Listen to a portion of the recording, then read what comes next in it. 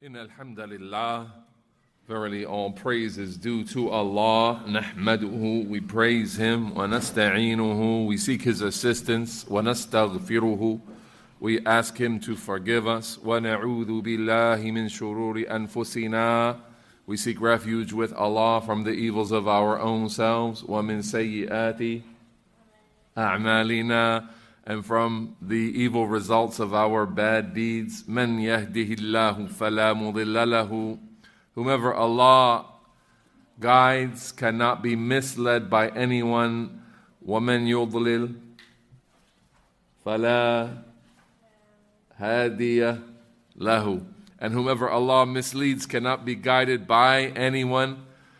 Wa ashhadu an la ilaha illallahu wahdahu la sharika lahu, and I testify that no one deserves any worship other than Allah, who's alone without any partners. Wa ashhadu anna Muhammadan sallallahu alayhi wa sallam abduhu wa rasuluhu, and I testify as well openly that Muhammad, may Allah raise his rank and grant him peace, was his worshipful slave and messenger. Amma ba'd, as for what follows, and we thank Allah Ta'ala and we praise Him on this night preceding the 28th day of the month of Rabi' al-Thani, the 4th month of this year, 1445.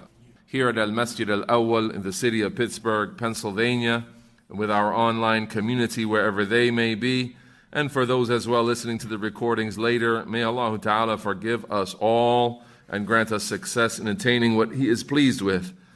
Dear brothers and sisters, at this time, we are going to begin our study of the meanings of the tremendous epic story of the boy and the king.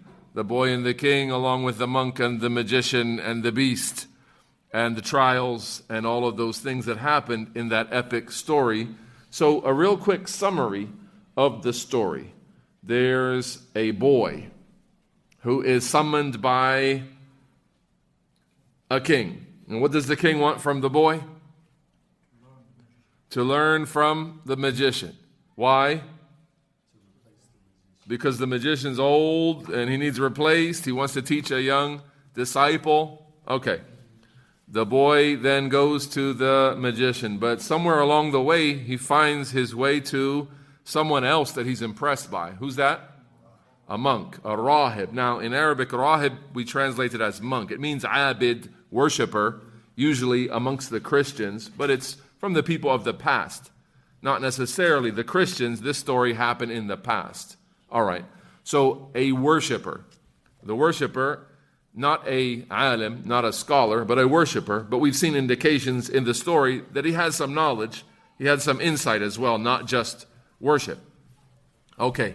So the boy, being impressed with the monk, the knowledge and learning from him, he spends more and more time with him, but his family is upset with him when he's late. The magician is upset when he's late. So what does the monk tell him to do?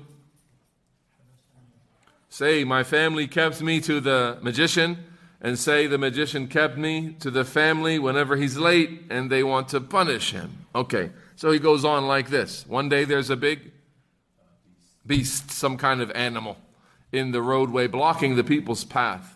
So what does he do? He gets a rock, a scent, and he makes a supplication. He asks Allah that if the monk's affair is better, to kill this beast with this rock. And this day he'll get to see who's more beloved. All right, so he throws the rock, kills the beast. He becomes more committed to studying under the monk. He tells the monk what's happened. The monk says something is going to happen. You're going to be put to trials. Sure enough, he's put to trials. The blind man hears about his very special feats. The blind man, who's this blind man? One of the council of the king's court. Okay, so a council member to the king. And he offers the boy lots of gifts if the boy would heal him. And so the boy takes credit for healing people? No, the boy says, I don't heal anyone, but rather it is Allah who heals. If you believe in Allah, then I'll supplicate to Allah for you to be healed, and He will heal you. And so He believes in Allah. He goes back to the court of the king and sits down, fully cited now. The king is interested. Who is the one who did this for you? He tells him about the boy. The boy is summoned. The boy gives up the monk. The monk is brought. Who's killed in front of the boy? Two. The council member and the monk are both cut in half right in front of the boy. Now the boy is being demanded to denounce his religion. Does he denounce his religion? No. All right. So the king puts forth more effort to kill the boy. He tells his men to take him where? Firstly, to the mountain, to the top of the mountain and throw him off. He makes a dua to Allah. Allah saves him, kills the men who went to kill him, and comes back to the king. The king this time sends him back out with more men. Where? To the ocean, on a boat. All right. They get out to the ocean. They're supposed to do what? Just throw him off into the sea if he doesn't denounce his religion. He doesn't denounce his religion, but instead becomes more firm, supplicates to Allah. Allah does what? Causes the ship to capsize. Everyone is drowned except for the boy who comes back to the king. All right, he tells the king, if you really want to kill me, what do? All right, take one of my arrows, tie me to a pole, take one of my arrows, shoot me with the arrow, but say, Bismillah. Rabbil Ghulam, right? Say in the name of Allah, the Lord of the boy. If you do that and shoot me with the arrow, then you'll kill me. He shoots him with the arrow, kills him just like that. And what happened to the people? The masses do what? They believe in Allah Azza wa Jal. All right, now this is what the king wanted or not what the king wanted? This is not what the king wanted. Now he's got a problem on his hands. He was trying to stifle belief in Allah and keep it suppressed, and now it's overwhelming the society. So what's left now except to just dig ditches, build fires in those ditches, and burn the people who won't denounce the worship of Allah. And then among the people is a lady who has a baby, and then she's hesitating because this is a difficult thing. She needs stability. She's blessed with a very special event here. Her infant baby spoke to her and says what? Don't worry, Mama, you're upon the truth. Go into the fire. She goes into it. The story ends there. I said we would begin with, this week, a biography of two men. Who are those two men? Suhaib ar-Rumi, the narrator of the hadith from the companions, and the other one, Muslim ibn al-Hajjaj. So you tell me who Suhaib is, because you're supposed to know who Suhaib is. I'm not supposed to be the one who tells you, because we studied a hadith from Suhaib recently, and you should remember, and you should have notes in your workbook. Abu Yahya, Suhaib ibn Sinan ar-Rumi. All right, when did he die? Before 38. Where's the hadith that we studied recently where you get the notes from? Number 27. Ahsant ya Muhammad Salman. So go back in your notes to hadith number 27. You should see there that the hadith is ajaban li amr al-mu'min, right? Amazing is the affair of the believer. Amazing is the affair of that hadith. Go back and study it if you've forgotten it, if you don't remember its issues. And review the biography of Abu Yahya, Suhaib ibn Sinan ar-Rumi. All right, Imam Muslim is well known to you. Muslim, the son of al-Hajjaj, the grandson of Muslim, al-Naysaburi, al-Qushayri. He had the kunya, the parental nickname of what? Abu al-Hussein, barakallahu fikum. And what year did he die? 261. Ahsantum. Okay, we've got our biographies out of the way. Let us begin reading. The vocabulary, I did not read that last week, and our Imam here reminded me that I did not read the vocabulary of the hadith, which is something that a Nawawi does sometimes at the end of narrations, when there are some words that are called gharib, not common words, strange words or rarely used words. So he says here, and I'm on the bottom of page 97 of our workbooks, ذِرْوَةُ الْجَبَلِ أَعْلَاهُ, a mountain's dhirwa, and that comes in another hadith, in the 40 hadith. Where is that? وَذِرْوَةُ سَنَامِهِ al-jihad. Naam. And the peak of the whole matter is al-jihad. The dhirwa is the peak, the top, the uppermost part. أَعْلَاهُ وهي بكسر الذال المعجمة وضمها. And it's dhirwa with a kasra, or with a dhamma. You can say dhurwa. Both are language. Both are Arabic language that is correct and authentic. An-Nawawi was an expert in language, so you know. An-Nawawi has a book called Tahdhib al-Asma'i wal-Lughat. And he has other books, and of course his explanation of Sahih Muslim is full of linguistic explanations as well. Very highly capable scholar of the Arabic language. Wal-Qurqur, and the word Qurqur, you may have heard it, that's where the boy was supposed to go out in the middle of the ocean on this thing. بِضَمِّ الْقَافَيْنِ, it's Qurqur, not Qarqur or Qirqur, but Qurqur, that is a kind of boat. وَالصَّعِيد, and the word Sa'id is where the people were supposed to be gathered in the story, where the boy would be shot with the arrow. That Sa'id is what? Huna al-ardu al-bariza. It's a wide open plain of land where everyone can gather and see something. Wal-ukhdud, and the ukhdud, these are the things that the king ordered to be dug out. They are ashuquq fil ardi kan-nahri as-saghir. They are like trenches, ditches, things dug down into the ground, like to make a river or something. They will be long, lengthy. These are ditches, as we know. وَأُضْرِمَ أُوقِدَ. The verb udrima means uqida, that fire is to be udrima, meaning kindled. وَانْكَفَأَتْ أي inqalabat. And the boat being described with this verb, inkafa'at, means to turn over or to capsize, as we've translated it. And the woman who did this verb, taqa'asat, that means she tawaqqafat wajabunat, that she hesitated and she became afraid of what would come. It's a kind of hesitation based on fear. And she was given stability and firmness in her religion by the special favor Allah bestowed upon her by making her son speak to her and tell her that she's upon the truth to jump in. That's the language of the hadith. Now let's get into the explanation of Al-Imām Muhammad ibn Saalih al-Uthaymeen, page 213 in the Arabic explanation, volume 1 of that explanation. هذا الحديث الذي ذكره المؤلف رحمه الله في باب الصبر فيه قصة عجيبة. هذا الحديث الذي ذكره المؤلف رحمه الله تعالى في باب الصبر فيه قصة عجيبة. This hadith that's been mentioned by the author here, that is Abu Zakaria Yahya ibn Sharaf al-Nawawi, may Allah have mercy on him, in this chapter about patience has an amazing story in it. وَهُوَ أَنَّ رَجُلًا مِنَ الْمُلُوكِ فِي مَنْ سَبَقَ, that there was a man among the kings from the past, كَانَ عِنْدَهُ سَاحِرًا اتَّخَذَهُ الْمَلِكُ بِطَانَةً. He had a magician that he took as close counsel. The king took this magician as close counsel. مِنْ أَجْلِ أَنْ يَسْتَخْدِمَهُ فِي مَصَالِحِهِ وَلَوْ عَلَى حِسَابِ الدِّينِ.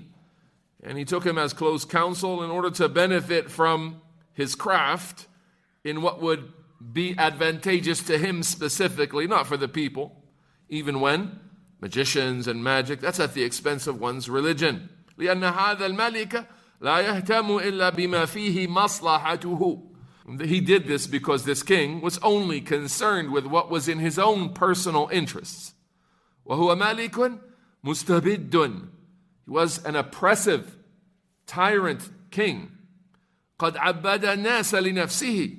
He made the people his own worshippers, meaning they were to worship him. كما سيأتي إن شاء الله تعالى في آخر الحديث, as shall come if Allah so wills, near the end of the hadith or at the end of the hadith. هذا الساحر لما كبر قال للملك.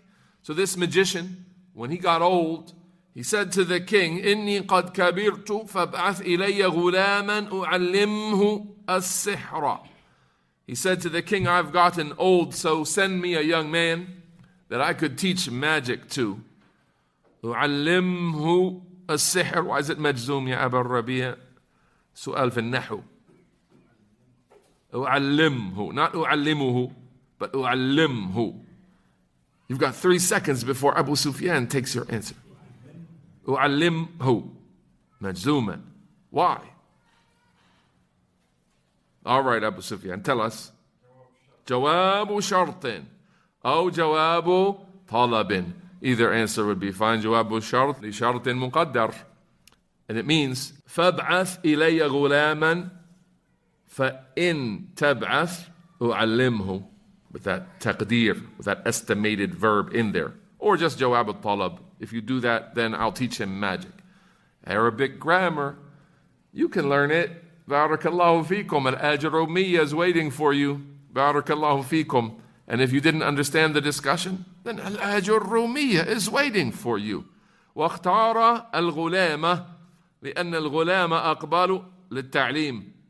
And he chose a young boy, meaning he wanted a young boy to be his student because young boys are more geared towards learning. Children, not necessarily males here, but just the idea of children being more geared towards learning, more apt to learn. Nam ya Aba Rabi'. You have a dhamma on your meme? All right, we got the hadith that we already read. فابعث إلي غلاما أعلمه السحر. أعلمه السحر. No. You can always put a dhamma on there and give it a different i'rab if you like. It's possible. It's not wrong. أعلمه السحر or أعلمه السحر. No. For the sake of meaning, it's better with a sukoon. The majzoom i'rab is much better. And Allah knows best. So then children are more geared towards learning, meaning than adults. لأن التعليم للغلام الشاب هو الذي يبقى ولا ينسى. Because teaching children, young children, those are things that will remain with them and not be forgotten. ولهذا كان التعلم في الصغر خيرا بكثير من التعلم في الكبر. And based on that, learning in one's youth is much better than learning in one's older age. وفي كل خير. And in all of that there's good. Don't let older people be discouraged, but rather learning, beneficial knowledge is good at any age. It's just more productive. It's definitely more beneficial when one is younger, as we all know. لأن التعلم في الصغر فيه فائدتان عظيمتان بل أكثر. Because learning in one's youth has two great benefits, or even more, and he actually mentions three. الفائدة الأولى, the first benefit, is أن الشاب في الغالب أسرع حفظا من الكبير. The young man, we'll say the young child here, gender is not intended. The young person is normally, in most cases, quicker to memorize than the older person. لأن الشاب فارغ البال. Because the young person is empty, and not occupied with things that he's got to know already. He's new, and he's got like a clean slate ready to write stuff on it. ليست عنده مشاكل توجب انشغاله. He doesn't have problems in life yet that require him to busy himself with all types of different things. وثانيا, secondly, the second benefit, أن ما يحفظه الشاب يبقى.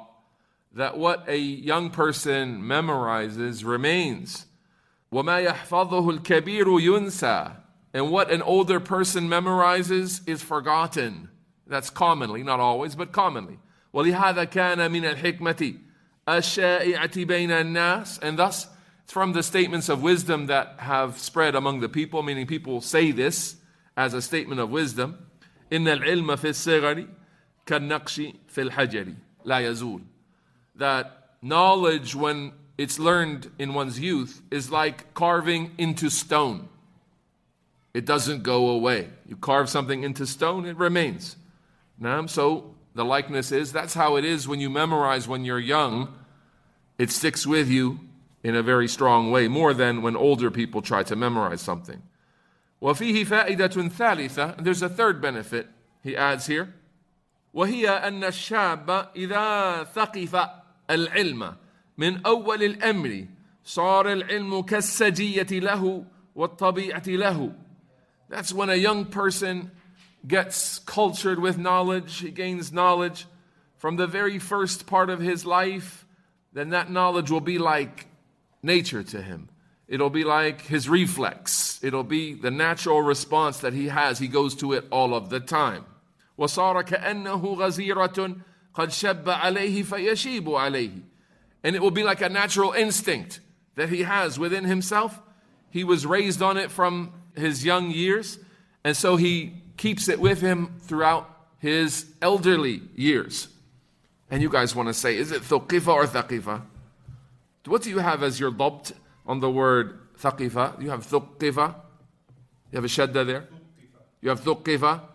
All of you? Jayyid. What the Shaykh said was thaqifa. That's all. The Shaykh said thaqifa. Thuqifa is not wrong, but it's just not what the Shaykh said. Thaqifa means to become proficient with something, to become proficient with knowledge. إذا ثقف العلم من أول الأمر, when a young boy or a young child becomes proficient with knowledge when he's young, then it will become like his natural reflex, his instincts. It will just stay with him until he's an old man. إذا ثقف العلم من أول الأمر صار العلم كالسجية له والطبيعة له وصار كأنه غريزة قد شب عليه فيشيب عليه. فهذا الساحر ساحر كبير قد تقدمت به السن. فهذا الساحر ساحر كبير قد تقدمت به السن. So this magician, back to the magician. He's an elderly magician. He's gotten really old. وجربت الحياة, and he knows all about life. وعرف الأشياء, he knows things. فطلب من الملك أن يختار له شابا غلاما يعلمه السحر. And so he requests from the king that he would choose for him a young man that he would teach magic to. فبعث إليه غلاما فعلمه ما علمه. And so he, the king, sent a young boy to him, and he taught him whatever he taught him. ولكن الله تعالى قد أراد بهذا الغلام خيرا. However, Allah wanted good for this boy. مر هذا الغلام يوما من الأيام براهب. This young boy passed by one of those days. He passed by a monk. فسمع منه فأعجبه كلامه. So he heard him talking, and he was very impressed by his speech.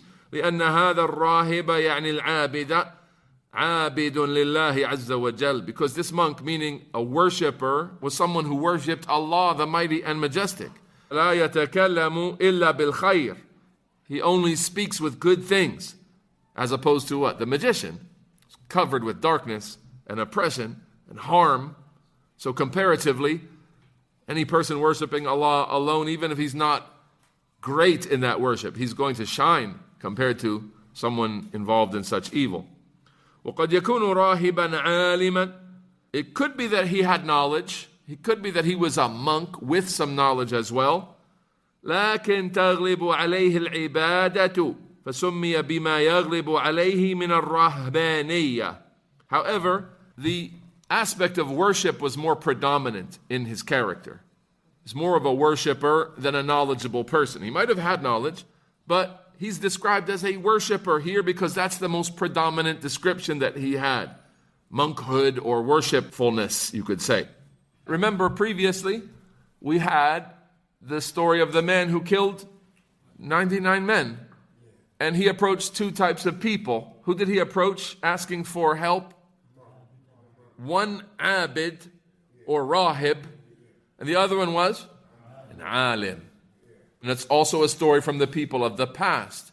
So it's not the case that the alim has la ibadata lahu.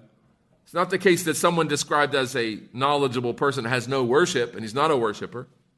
Likewise, it's not the case that the abid has no knowledge. Just ibadah or worship, that's the more predominant feature. He's more of a worshipper than he is a scholar. And the other one is more of a scholar than he is a worshipper. Tayyib. So here in this case, the person is described as a rahib and not an alim. But we've seen in the story some indications that he also had some insight, some knowledge, as has been mentioned. فَصَارَ هَذَا الْغُلَامُ إِذَا خَرَجَ مِنْ أَهْلِهِ جَلَسَ عِنْدَ الرَّاهِبِ. So it became the case that this boy, every time he left his family, he would go and sit with the monk. فَتَأَخَّرَ عَلَى السَّاحِرِ. And so he would become late when he was supposed to arrive at the magician. He was supposed to leave his house and go to the magician, but instead he would go to the monk, and that would cause him to be late, and that would cause, of course, the magician to be angry. فَجَعَلَ السَّاحِرُ يَضْرِبُهُ لِمَاذَا تَتَأَخَّرُ. So then the magician would beat him, saying, why are you being late? فَشَكَى الْغُلَامُ إِلَى الرَّاهِبِ مَا يَجِدُهُ. So then the boy complained to the monk about what he was encountering, مِنَ السَّاحِرِ مِنَ الضَّرْبِ إِذَا تَأَخَّرَ. The harm, the beatings he would take from the magician whenever he would arrive late. فَلَقَنَهُ الرَّاهِبُ أَمْرًا يَتَخَلَّصُ بِهِ. And so the monk taught him some words to say. He instructed him on an answer to give. And he gave him the exact words to say. That's the meaning of talqeen. لَقَّنَ يُلَقِّنُ تَلْقِينًا. He told him exactly what to say to get out of trouble. قَالَ إِذَا ذَهَبْتَ إِلَى السَّاحِرِ وَخَشِيتَ أَن يُعَاقِبَكَ فَقُلْ. He said, when you go to the magician and you're afraid that he's going to punish you, فَقُلْ إِنَّ أَهْلِي حَبَسُونِي. Then say, it is that my family has kept me back. يعني تأخر عند أهله. This means that he's saying he was kept back and made late by his family, with his family. وإذا أتيت إلى أهلك فقل. And when you go back to your family, then say, إن الساحر أخرني. And say, it is the magician who delayed me. حتى تنجو من هذا ومن هذا. So that you remain safe from the harm of this one and that one.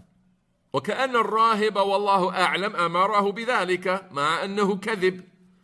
And it's the case here, or likely it's the case that the monk, and Allah knows best, told him to do that while it is a lie. لعله رأى أن المصلحة في هذا تربو على مفسدة الكذب. Perhaps the correct understanding is that maybe he saw that the advantage here is better than the harm of lying, meaning the advantage of being saved from the harm of the beating. ما أنه يمكن أن يتأول. While it was possible for him to say some words that could be understood as other than their face value. And he means here al-ma'arid, to say something which is not necessarily a lie, but it gives an obvious understanding. Imagine, you don't want your wife to know you went to Cincinnati. And so your wife calls you on the phone and she says, you're in Cincinnati, aren't you? And you say, honey, if I was in Cincinnati, don't you think I would tell you? Notice, did he say, I'm not in Cincinnati? No. Because saying I'm not in Cincinnati, what's that? That's a lie. There's no makhraj, there's no ta'wil for that, right? But if he says what? Don't you think if I went to Cincinnati, I would tell you? So she understands he's not in Cincinnati. But he didn't say it in so many words. You get the idea? That's called ma'arid. I say that because when cornered, and this kind of thing becomes an option in some necessities where you may lie, even though lying is impermissible, you may lie to get out of immediate harm, to escape death, to escape persecution, to escape the harm of the people. If we've been given permission by Allah to say, I denounce Allah as my Lord, while the heart is firm on Iman, in a time of what time? Coercion. You're facing persecution. You may be killed or tortured. You can say, yes, what you're inviting me to, I accept it, I denounce my religion. We have that excuse of coercion. So long as your heart is settled, you're not accountable for what you say under coercion. Understand? Because why? The necessity, the emergency is there. And so a concession provides relief from the difficulty of the emergency situation. That's the graciousness of our legislation. With that, the scholars say, if you are ever cornered and faced with a situation that you are considering now to escape from immediate harm, a lie, then try ma'arid first. Try something that at face value seems like something, but it's actually not. When you analyze it, it's not a lie. Like the statement of the man, what? Don't you think if I was going to Cincinnati, I would have told you? And she understands from that he is not in Cincinnati. Get the idea? So then this is used before a lie would be used. That's why the Shaykh says here, it may be the case that he just believed that lying was permissible because of the harm here. That's a possibility. And he says Allah knows best. while it was possible for him to use some kind of ma'arid, some kind of figure of speech which could lead the magician to understand that the family delayed him without saying directly, the family made me late. Get the idea? An open-ended statement. It's a deceptive statement, but when technically analyzed, it's technically true. And don't you think, just asking a question, don't you think if I was in Cincinnati, I would tell you? All right. So the idea here is he didn't lie, but he gave the impression of what he was trying to do. That's called ma'arid. Regarding this, and this is a possibility to understand with his speech as well. My family kept me back another time, not necessarily today. If you analyze his statement, akharani ahli, couldn't you find in his life some time when his family had kept him back? So that would actually be a factual statement? Sure. And the same thing with the magician. You could find one time the magician had kept him back, and he's referring to that event, not actually today. So this could actually be one of those ma'arif if you were looking for that excuse. It's not that important because remember, this is a story from the people of the past. A story from the people of the past. And it is under the direction of a rahib or an alim. A rahib, a monk, a worshipper, not necessarily a person of knowledge. So his description here is a worshipper, and that doesn't necessarily mean that his guidance was correct. So for us to insist that this is the correct solution for this problem, may be jumping the gun here. So there's another possibility that it was just impermissible and it was sinful, and the monk led him into something wrong. That's possible as well. So regarding the ma'arid though, and it's important to temper this discussion to make sure we understand it properly, because there are some people when they hear about this, then they just become full-blown liars. And everything they say is deceptive because they heard of this idea, ma'arid, and they become like the Shiite, that you can't trust anything they ever say because there's always a trick in what they say. And our scholars warn against this, that if there's ever a time when you are caught in a very difficult situation, as a rare exception, then this is better than lying.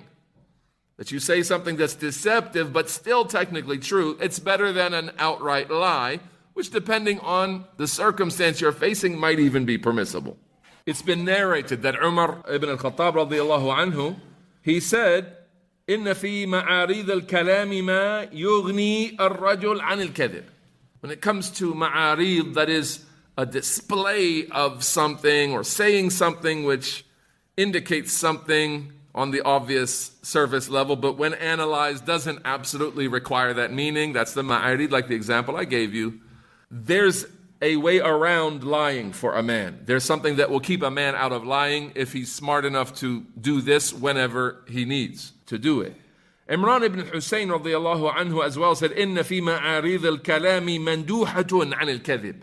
In these kind of tricky ways of speech, the ma'arid, there is an alternative to lying found in them. And the first narration is found in Al-Bayhaqi's As-Sunan Al-Kubra. These are the statements of the companions, not narrations from the Prophet sallallahu alaihi wasallam. Umar's narration is in Al-Bayhaqi's As-Sunan Al-Sughra, the smaller collection. To repeat it, إِنَّ فِي مَعَارِيضِ الْكَلَامِ إِنَّ فِي مَعَارِيضِ الْكَلَامِ مَا يُغْنِي الرَّجُلَ عَنِ الْكَذِبِ. And Imran's narration is إِنَّ فِي مَعَارِيضِ الْكَلَامِ, same beginning, مَنْدُوحَةٌ عَنِ الْكَذِبِ. There's an alternative to lying. And that statement of Imran is found in Al-Adab Al-Mufrad of Al-Bukhari. And as a narration of Imran, it's been called Sahih by the scholars of Hadeeth, authentically reported from him. Would that be called Tawriya? Tawriya, yeah, it's another Arabic word used for it. Tawriya. Warra. It's to say something which is technically true but gives the impression of something else. And just know this, dear brothers and sisters, if you use this in other than an emergency situation or a situation where you have no other option, and you use this in regular speech every day this way and that way, then what happens? The people will say, you can't really trust anything this man says. Because there's always a trick. There's always a way out. What he says is never actually true. And so you'll be considered a liar. Whether that's fair or not, whether you have an excuse of Tawri or not, the people would just say you can't trust what he says, because how many times has he deceived us? How many times has he tricked us with his ma'arib? So it is not the case that this is something that should turn us into liars and deceptive people, because remember, the prohibition of lying is severe. Lying is from the major signs of the hypocrites. Lying is the summarized reason why the hypocrites are in the hellfire. وَلَهُمْ عَذَابٌ أَلِيمٌ بِمَا كَانُوا يَكْذِبُونَ.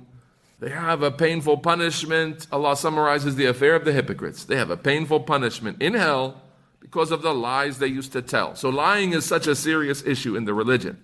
Remember that. And that is أَمْرٌ مُحْكَمٌ وَاضِحٌ. That's decisively clear.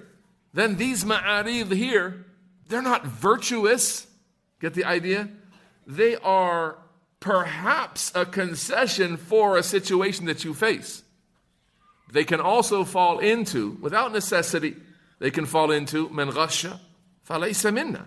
Whoever deceives us is not from us. So, okay, technically you didn't tell a lie. Your words actually check out when you break them down and analyze them, but you're deceiving people.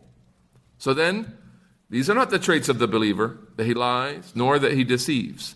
So the believer is honest and he's clear. He's honest and he's transparent. Like I said, this is for that situation, that rare situation in your life where you're trying to avoid a lie, a clear open lie, so you say something of ma'arib al-kalam. As you've seen, the companions mention it like a last ditch resort, a last effort before one would lie. Something to be the alternative to lying, or something to get you out of a situation where you're almost forced into lying. Get the idea? And if you are intelligent and you wish to go back and analyze Kadhibat Ibrahim, go back and analyze the 3 so-called lies told by Ibrahim, you will find that they weren't Kadhibat. Actually, they were Ma'arib al-Kalam. You'll find that each and every one of Ibrahim's statements were actually technically true, and they were also at times of duress as well. And it's not for a prophet or a messenger to lie, because they're ma'sumun min al-kaba'ir wa min al-kadhib min babin awla. They were protected by Allah Ta'ala from major sins, and of course lying from the most important things that Allah kept His prophets and messengers from is lying. Naam, and Allah Ta'ala knows best. Naam ya Aba Abdul Fattah. So the 3 instances where you're permitted to lie, right, as a stratagem of war to one's wife, right, and what's the third? Rectifying what's between people. No.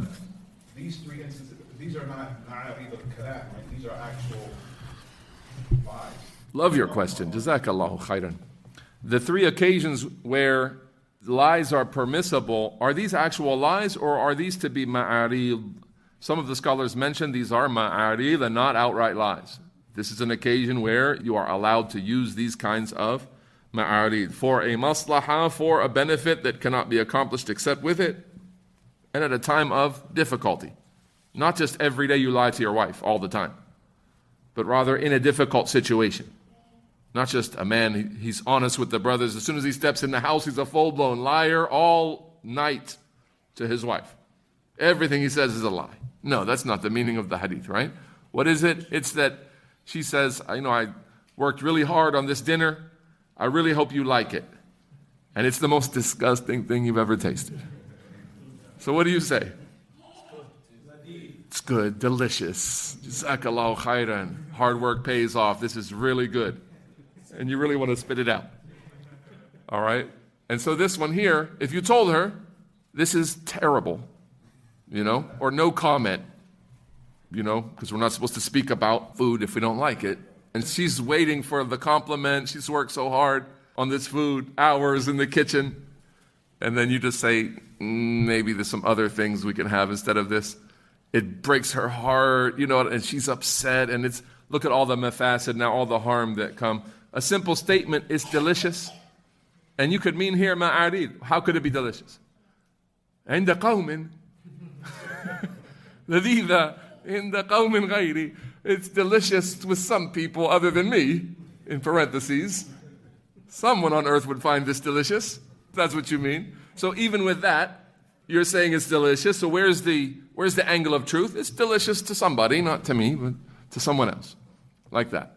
So then always look for something to say with some kind of angle of it being correct now. And Allah Ta'ala knows best. We've gone over our time. In war, you could use both, like an absolute lie to deceive the enemy, or an open-ended statement so that... It seems like in war, yes, there wouldn't be any encouragement for you to make it seem like something else, but still keep to the technically correct things because of the emergency situation of war and the necessity for strategy in war. And Allah Ta'ala knows best. But there are some scholars who say it's not ma'arid, it's actual kadhib in those three situations, and some scholars say it is in those three situations still ma'arid. And what's correct is that it's always better to try ma'arid if there's a way, so that you can always be sadiq in your speech. You're always honest in what you say. Every time you speak, you're always honest. You've never told a lie in your entire life. That's going to be better than the one who's told some lies in some situations where he got jammed up when he was allowed to. But the one who tried not to is more virtuous than the one who took that concession. And the one who has some kind of explanation or some kind of usage of the words, that's better than an outright lie. Then he's rewarded for his efforts to be truthful even in that situation. And remember, that hadith of sidq that I quoted to you, that's in Bukhari and Muslim, alaykum bis sidq. Upon you is to be honest. فَإِنَّ الصِّدْقَ يَهْدِي إِلَى الْبِرِّ. Because honesty leads to piety. What's the meaning of piety? Every single thing that's piety with Allah. Every act of bir. That's salat, that's zakat, that's hajj, that's fasting, that's honesty. That's every virtuous trait that Allah loves is bir. Honesty opens all of that up. And where does all of that lead you? وَإِنَّ الْبِرَّ يَهْدِي إِلَى الْجَنَّةِ. And that this piety leads you to paradise. وَمَا يَزَالُ الرَّجُلُ. Pay attention. وَمَا يَزَالُ الرَّجُلُ يَصْدُقُ وَيَتَحَرَّى الصِّدْقِ. And a man goes on telling the truth and always looking for the opportunity to tell the truth. يَتَحَرَّى. He's always trying to find an opportunity to be truthful when it's difficult, when he has to overcome a struggle and still be honest and maybe suffer a loss or be harmed because of his honesty. Yataharra, he's trying his best to be honest in every situation. Hatta yuktaba inda Allahi siddiqan, until he's written down with Allah as a devoutly honest man. So then it can be counted from this taharri as-sidq that in a situation where you'd be allowed to lie, you still don't want to lie. You still try to find a statement that might confuse the person and get you out of trouble, and it's technically true, instead of saying an outright lie. And Allah Ta'ala knows best. We've gone over our time, and may Allah Ta'ala forgive us and bless us all. Subhanak Allahumma wa bihamdika ashhadu an la ilaha illa anta astaghfiruka wa atubu ilayk wa salli Allahumma wa sallim wa barik ala nabiyyina Muhammadin wa ala alihi wa sahbihi ajma'in.